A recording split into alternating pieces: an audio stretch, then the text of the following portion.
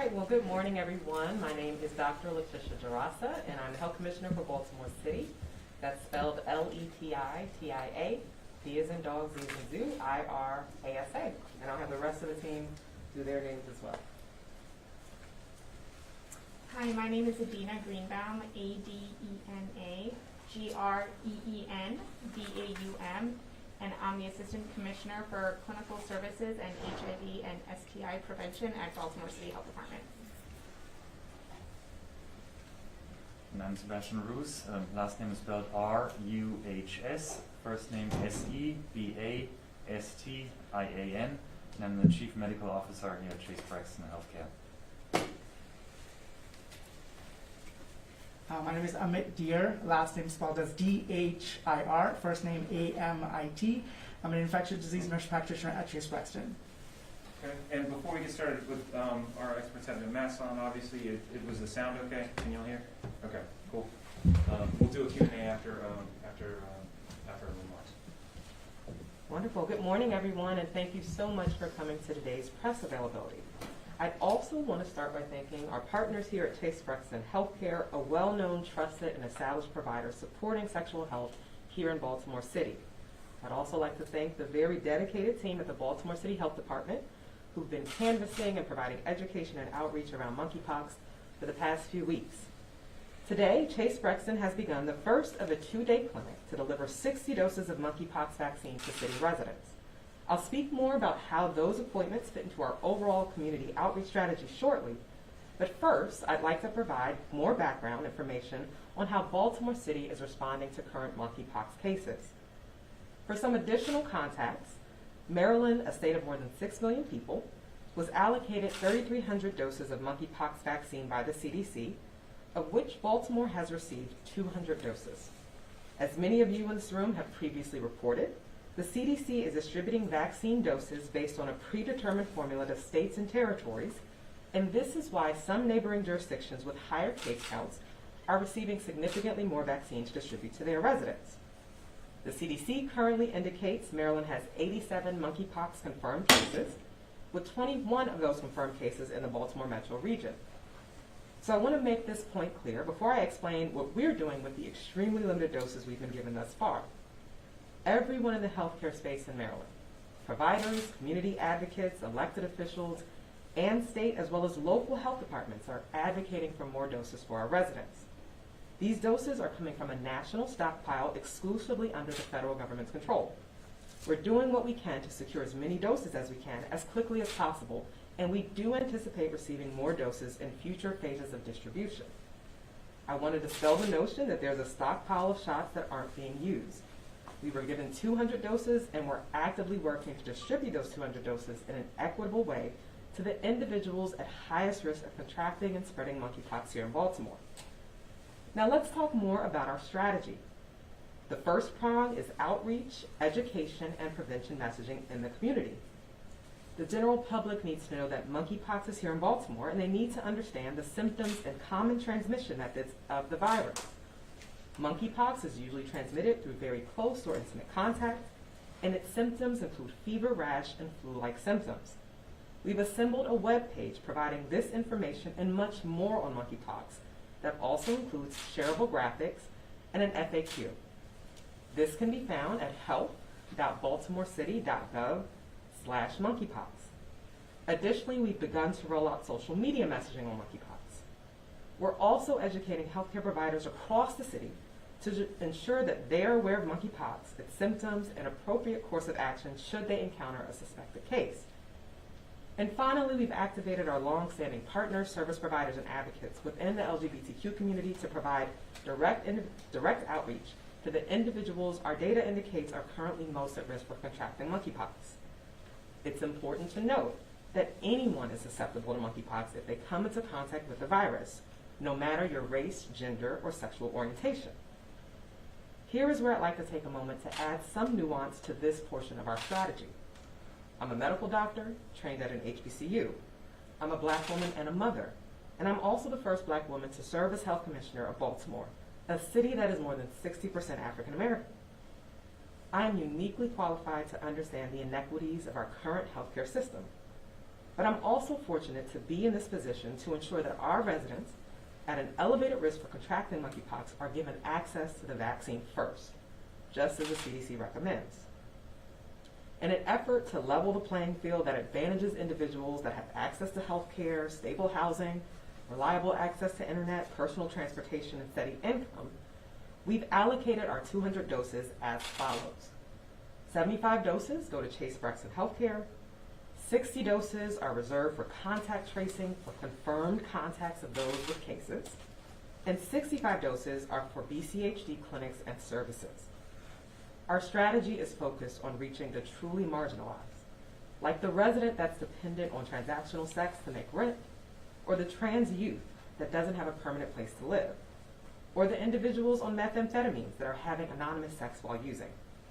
These are examples of where the CDC says we should start in terms of priority with such a limited supply. And we've done our level best to meet the community exactly where they are. This is why we partnered with 3 local bars for a pop-up registration event this past Saturday. Again, in an effort of equity, to offer high-risk individuals a chance to sign up for one of the 60 appointments being offered here at Chase Brexton. I'm going to close by saying that testing in Maryland is available. And it's our expectations that our providers will facilitate proper testing and sample gathering to evaluate for the potential presence of monkeypox. Once the case is confirmed, our contact tracers at the health department work with those patients on isolation strategies, as well as outreach to their close contacts, and offer treatment, testing, and post-exposure vaccines. Yesterday, I convened a meeting alongside the mayor, dozens of longtime community advocates, healthcare workers, and business owners to brief them on our efforts and hear their concerns and questions. It was a productive meeting, and I'm looking forward to working with them to help spread the word about monkeypox prevention here in Baltimore. Again, I want to thank all of our community organizations, all the advocates, Maryland Department of Health, Chase Brexton, and my incredibly talented, hardworking team at the health department for their efforts to stand up our monkeypox response. They've done an incredible job so far. Thank you. Okay, first question? Dr. Dzirasa, you gave it, I think it's a 21 right case in the Baltimore region. Can you give an idea of just how high transmission has been recently? So have those cases come a lot in the last week or two over a longer period of time? So we have been identifying cases since early July, and so it's been gradual identification since early July when the first cases were detected. Yeah. What's the current case count in the city?